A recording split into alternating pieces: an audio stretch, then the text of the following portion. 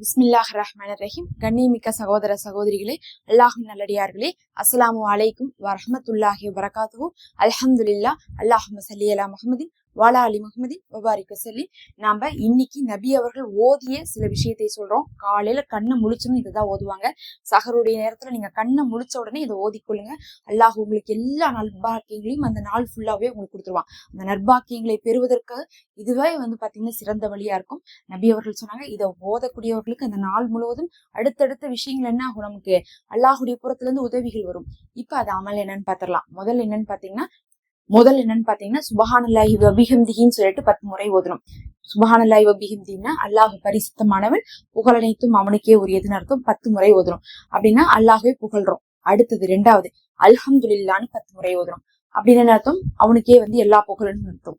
அடுத்தது அல்லாஹு அக்பர்னு 10 முறை. அப்படின்னு அர்த்தம் அல்லாஹு மிகப்பெரியவன் அர்த்தம். அடுத்தது லா இலாஹா இல்லல்லான்னு 10 முறை ஓதணும். அப்படின்னு அர்த்தம் வணக்கத்துக்குரியவன் அவனை தவிர வேற யாரும் இல்லைன்னு அர்த்தம்.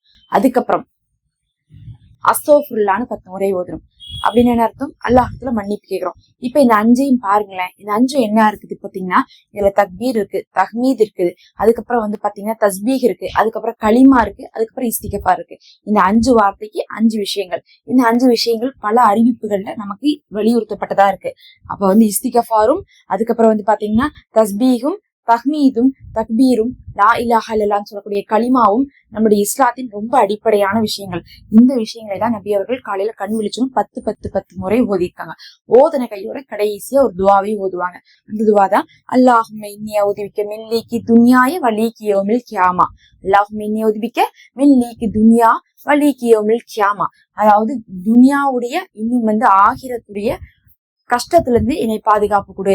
அதாவது அதனுடைய குழப்பங்கள், அதனுடைய சோதனைகள், அதனுடைய பிரச்சனைகள், அதனுடைய தீங்குகள்ல இருந்து எனக்கு பாதுகாப்பு கொடுன்னு கேட்டிருக்காங்க.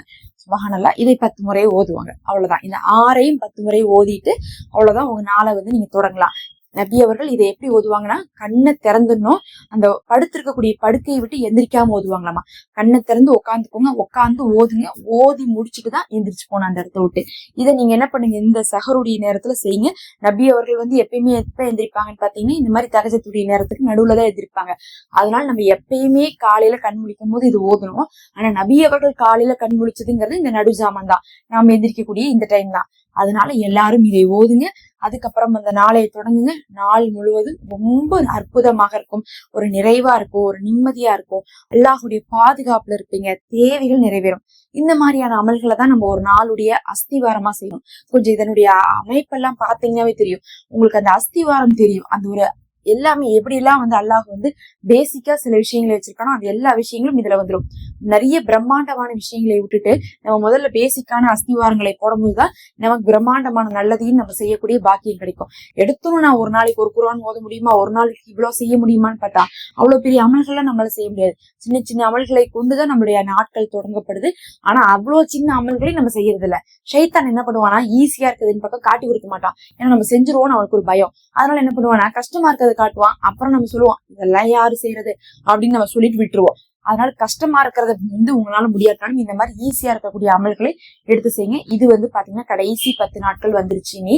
அதனால அந்த நாட்கள்ல எல்லாம் நீங்க என்ன பண்ணுங்க, இந்த மாதிரி காலையில எந்திரிக்கும் போது ஓதுங்க.